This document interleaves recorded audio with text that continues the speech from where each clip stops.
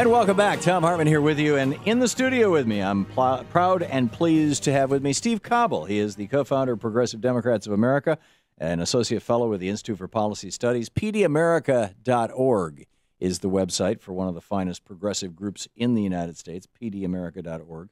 And if you're not a member and you're not over on that website, go check it out. Hey, Steve, welcome back. Thank you very much, Tom. Great to be here. Great to have you with us. So you guys you had your progressive roundtable, right? Well, they're having it right now. I'm the most expendable member, and so they So you're here stuck with us. They sent me over to talk to you while the real smart guys are over. So what's going on over there? They're talking about the fair working family ideas that the Progressive Caucus wants to put forward from now on. The idea of fair economics that treats working families right. Right. The kind of thing we're unfortunately not spending enough time talking about to the voters.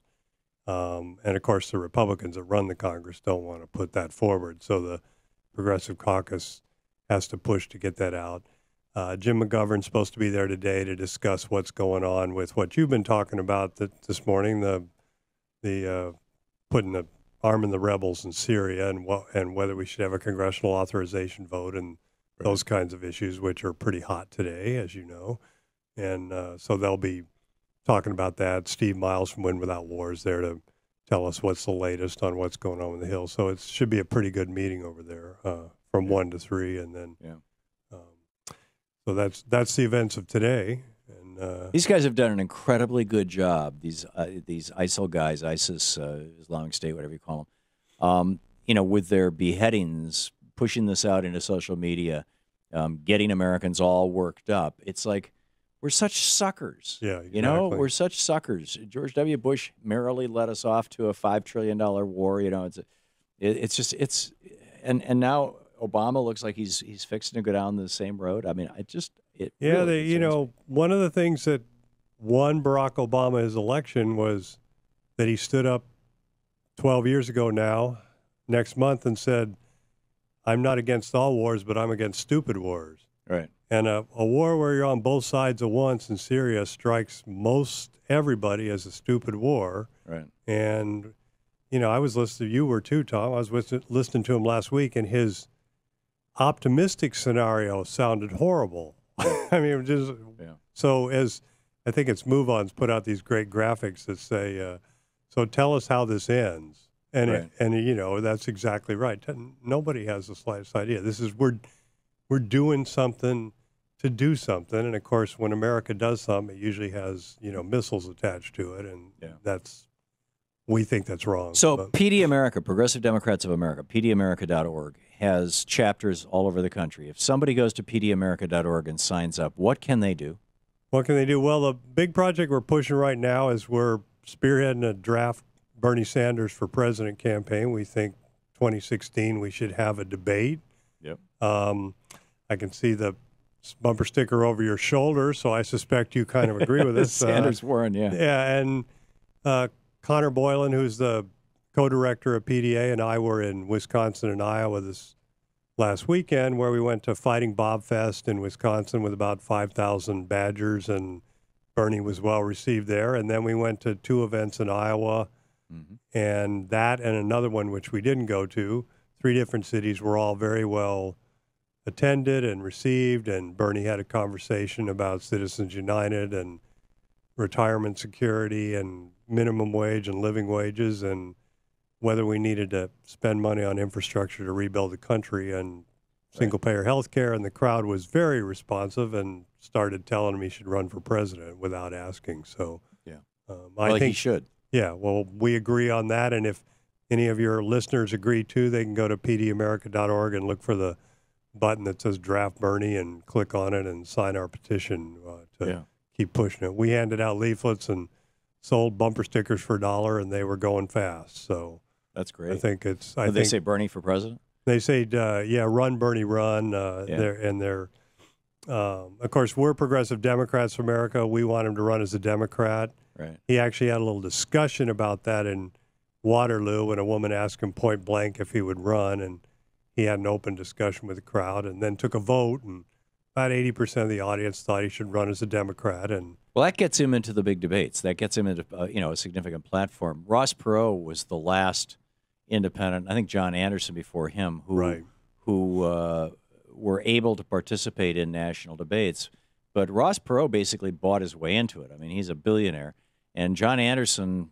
I wasn't paying that much attention to politics that year, and they actually let him into a debate that ended up helping Reagan, because Carter wouldn't show up if it was the other two. So they had a two-way debate of Anderson and and Reagan did well, and it was only against John Anderson. So it was kind of an interesting. Yeah. They were political decisions, who showed up and why. Right. And you're exactly right. Bernie has talked in, I think, the Progressive Magazine. He had a discussion about. I was on the Jackson campaign in '88, Jackson for president, and Bernie Sanders was a supporter of ours and helped us carry the Vermont caucuses. And he's talked positively about what Jackson was able to do by running in the Democratic Party in 1988, and and in fact, put his issues on the agenda in a way that there are many people in the African American community who would tell you, or at least some of the spokespeople that I know, the people who are more high profile in the media, who have said to me, if Jesse Jackson had not run for president repeatedly, odds are Barack Obama would not be president. I think that's right. And the other funny part about that is many of those high-profile African Americans got assigned by their news organizations to the Jackson campaign. And at the time, they thought it was sort of a throwaway assignment. And then it turned out to be the most interesting campaign of 1988. And they had the high-profile assignment. They had the assignment that the other guys wished they had. And they were able to move up in their careers by covering Jackson. Jesse tells the story that Barack Obama saw him at the Columbia debate in '84 with Hart and Mondale, which Jackson did very well at, and then Obama later told him that he realized at that point that this could be done. You could elect a black president. Right. And so you can imagine what started to go off in his mind as he watched Jesse here we are. do that. And there's a lot of reasons why what you said is true, and I agree with it. So what's Progressive Democrats of America doing in anticipation of the November elections? These are hugely consequential elections.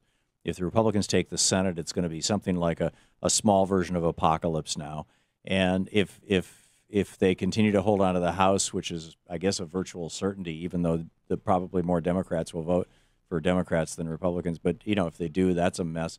What's PD America doing? We have just a minute left. Yeah, the interesting dynamic, Celinda Lake was talking about this morning, is when things are all gridlocked and the economy's not working well, the people that are hit first are low propensity working class people who are low propensity voters. Less likely to vote. Less likely to vote. And when they get frustrated, they pull back because the system's not helping them, which is exactly what the Republicans want. So they gridlock it. So we got to get our folks out to vote and remind them that their frustration is due to obstruction, no matter how frustrated they are with the weakness of the Democratic Party. It's due to Republican obstruction. It's due to Republican obstruction and sometimes Democratic weakness, but Democratic weakness can't do anything when the Republicans just say no and control one house. After November, they could control both. Yeah. And then all we'd be getting is scandal talk and a lot of stupid legislation that the president would have to veto. That's exactly. We hope he'd veto them. Yeah. And we wouldn't be able to confirm any judges. Yeah. And that would be a disaster given the way the courts behave, I know you know that. So this is a consequential election. The Supreme Court may well be at stake in this election. Supreme Court, Ruth Ginsburg is elderly and she doesn't want to retire, and she's tough. She may but she's not healthy. Last, but 15 minutes past the hour. Steve Cobble. Hang on just a second, Steve. This is the Thom Hartmann Program. Steve Cobble, the co-founder of Progressive Democrats of America, the website pdamerica.org. Get thee over there. And Steve's got to get back to his roundtable. So Steve, thanks for being with us today. Thank you, Tom. Great to have you.